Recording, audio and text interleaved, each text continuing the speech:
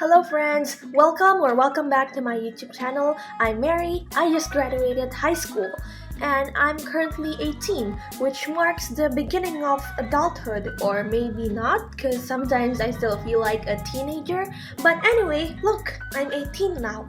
There are pretty much a few life lessons that I learned as an 18-year-old, so here it is. Let's just get straight into the video. 18 things I learned as an 18-year-old. Number 1. And I learned this from counseling.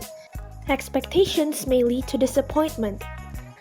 And that is really a hard pill to swallow for me. Especially as a child, I always had super high expectations, or people expected highly of me. Like, I love to draw, and people would expect me to be the creative art kid. Or sometimes I see my friends get good grades and then I would expect myself to be the same like them. I would also want to get good grades. And yeah, having expectations are good, but then I need to keep in mind that the more expectations I have for myself, then the more likely I am to get disappointed. This doesn't mean that I should never have expectations, that I should just be complacent and just settle for less. No, this means that I need to learn to be okay with being disappointed. Lesson 2.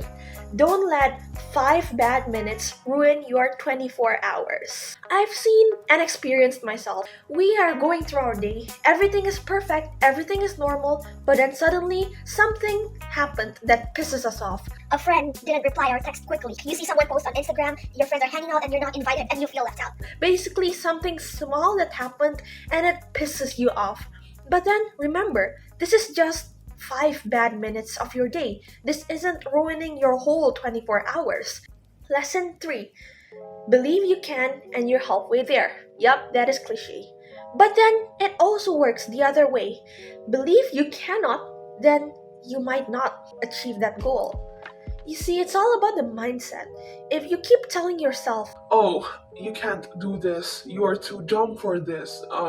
You're not as smart as that Asian kid in class."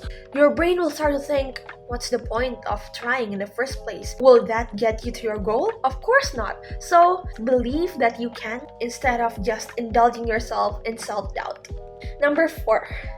If life feels tough right now, just remember that it's because God or the universe or Allah or literally any divine being that you believe in, they know you're tough enough for this. Like, you wouldn't be put in a situation where you can't handle this. And I believe that you can handle this situation too. Number 5, and this is a big one. You are not your emotions. You're just an observer, a controller, and a filter to those emotions. Try to repeat after me. Say, I am sad. Now, I am a human who feels sad. What's the difference? If you say to yourself that you are sad, that means you are sort of identifying yourself as the emotion that you're feeling. But you're actually not what you feel. You're just a human who's capable of feeling all these wide array of emotions. So the next time you feel angry or you feel sad or anything negative, please stop telling yourself that you are those emotions. You're not. You're just a human and you are able to control those emotions. You are more powerful than your emotions. Number 6. Don't waste time begging for the approval of people who undervalued you. Know your value. And sometimes you feel like you've been friends with someone for months, years, but then suddenly they changed. And you start to feel like you have to change too, so that you're gonna fit in. But then in reality, if they can't accept you for who you are, then why bother, right? You should always only surround yourself with people who knows you for the true authentic version of you and who wants to value you as who you are. And if they don't want to value you as who you are, then they're not worth it. And look, I'm saying this like as if I already know how to choose the right friends and such, but in reality, no, I am totally a beginner in this. And this is actually one thing that I want to learn and bring myself with to college later on. So it's okay, we are all learning together. Number 7. If you don't like something, you are always allowed to communicate and speak up about it. If you don't communicate about it, how will other people know how you feel? How will other people know that you secretly don't feel comfortable with it, right? You're given a mouth to communicate. So, as scary as it sounds, it is always better to politely communicate to someone when they make you uncomfortable or if they do something that you don't like. It brings clarity to both of you, right? It's only fair if the other person knows that this thing doesn't make you comfortable. Number 8, don't be too quick to judge. Always try to see others through the lens of empathy over judgment. And as teenagers, this is obviously one of the most difficult things to do because we judge everybody, right? Especially in high school. But really, you don't know what other people are going through in their personal lives. So just be kind and smile at them. Lesson number 9. When meeting someone new, the key to making a good impression, I believe, is really simple. It's to smile. Don't make judgy faces like, yeah, if you act like that, then obviously you're not gonna make a good first impression. Lesson number 10. Okay, this is for all the procrastinators out there, including myself. Starting is always the hardest part. Just do it for a minute or like for 10 seconds, as short as you can. And once you start getting into the zone, you might not even want to stop. Number 11. If something scares you and excites you at the same time, then it might be a good learning opportunity. If, for example, you want to go to college abroad, studying abroad is scary, but at the same time, you're excited with meeting all the people out there, then maybe this is a good learning opportunity. Number 12. Your body knows when it has to rest. If you start to feel sleepy, go to sleep. If you start to feel hungry, eat something. Your body knows what it needs. And that is a message I really need to hear right now, especially that I've been sleeping at 3 or 4 a.m. since it's the summer holiday. Number 13. You don't have to compare yourself with the you from yesterday. You know, like those quotes where people say, oh, don't compare yourself to others, compare yourself to yourself. But then sometimes I feel like even comparing yourself to yourself can give you more harm than good. Because sometimes on certain days you feel more miserable, you feel more sluggish, more bad things happen than on other previous days. Like, the you from yesterday might not face as much adversities as the you today. So, it would be a little unfair to compare them. I'd say rather than comparing yourself between your past, right now, tomorrow, just do it, man. Just do what you want to do.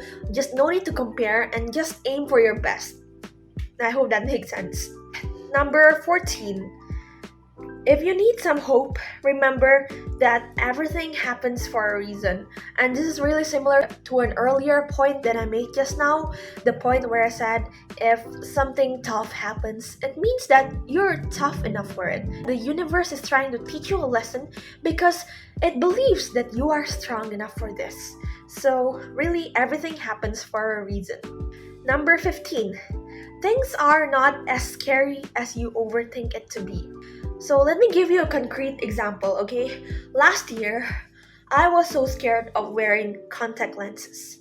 Like, the thought of touching my eyeballs and putting something in it, it just like scares me. I was overthinking all the time. Oh my god, what if the lenses get stuck in my eyes? Or what if I can't take it out? What if it hurts? What if I suddenly get blind? And all those stuff.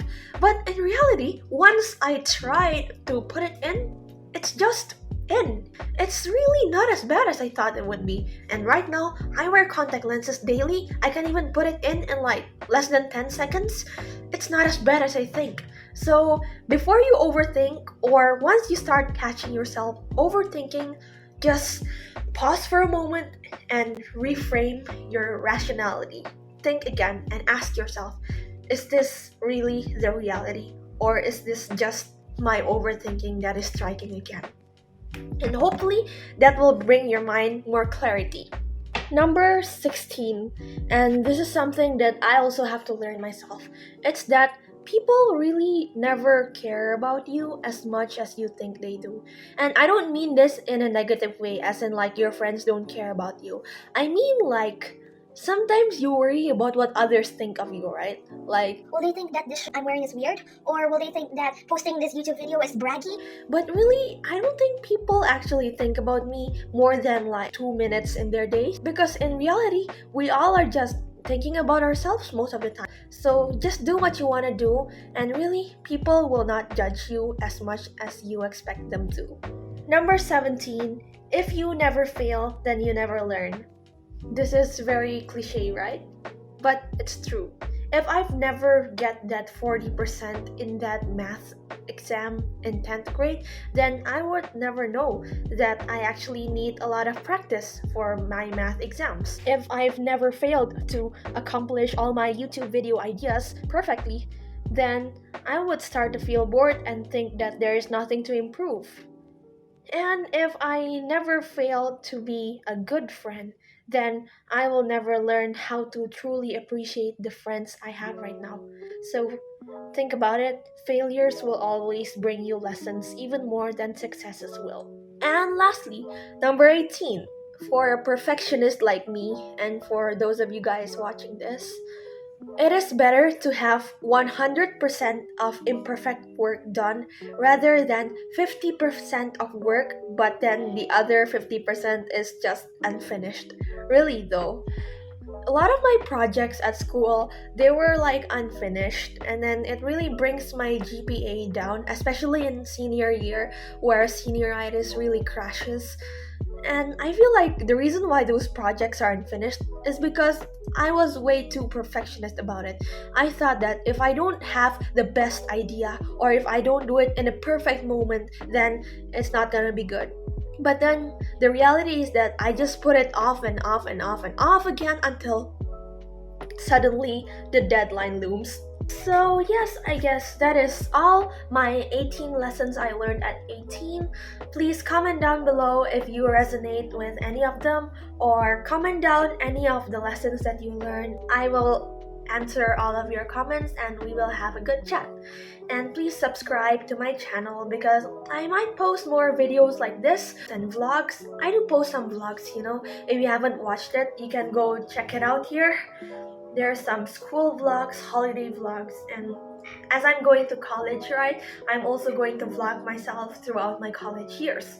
So, yay, be my friend. I don't know how to end this video. Bye bye.